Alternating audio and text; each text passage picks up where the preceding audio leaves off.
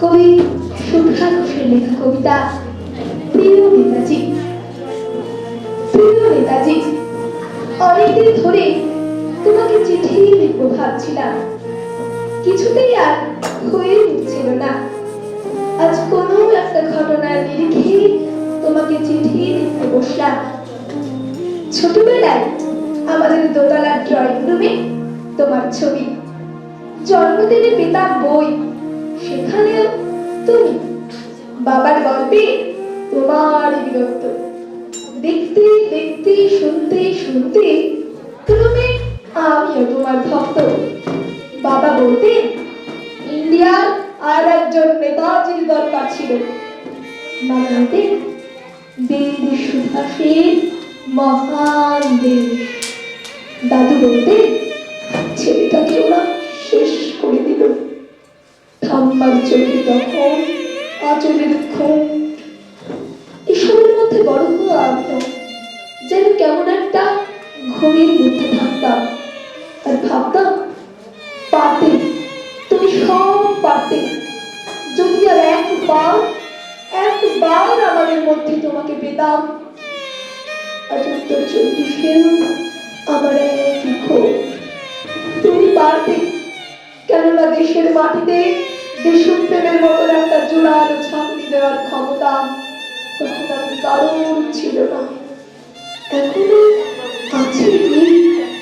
তোমার হারিয়ে যাওয়ার পর দেশে কত কমিশন বসেছে, ভারতের পূর্ব পশ্চিম উত্তর দক্ষিণে। কোন পীর, কোন সত্য, কোন দয়ালু বৃদ্ধকে দেখে ভুল করেছে সবাই, ছুটে গেছে তুমি মনে করে, কিন্তু ফিরেছে মাথায়। তবু তোমাকে পাওয়ার আশায় বুক বেঁধেছে। তুমি তো শুধু পশুর বাড়ির নাও, গোটা ভারতবর্ষের মনে কোঠার হীরক, যার আলোর শুদ্ধতা কালকে সাদা করতে পারে। এই বিশ্বাসে ভর করে সবাই ভেবেছিল তুমি আসবে, কিন্তু এলে না। কেটে গেল অনেকগুলো বছর, পেরিয়ে এলাম জীবনের অনেক খোঁজে।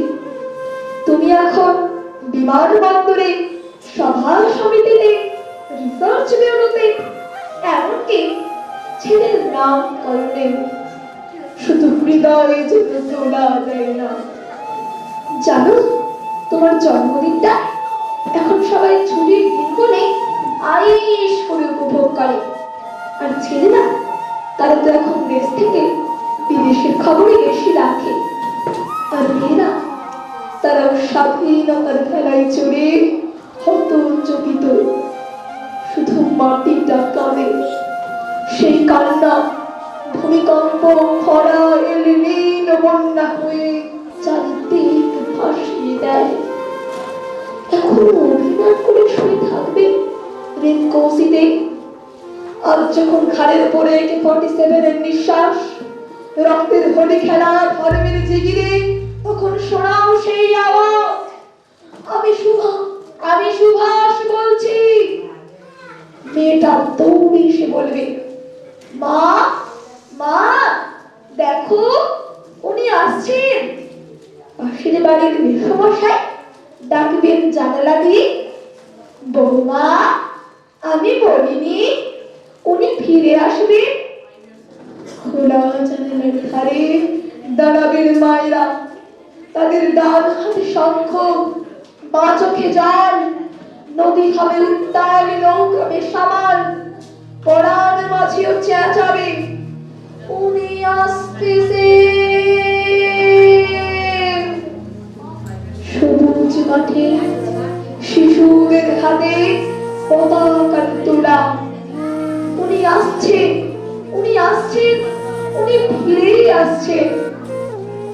তোমার হারিয়ে যাওয়া জন্মদিনের ভেতর থেকে বেরিয়ে আসুক আর একটা দেশে আজ স্বাধীনতার ঠিক আগের মুহূর্তে দাঁড়িয়ে তোমাকে আমার চিঠি।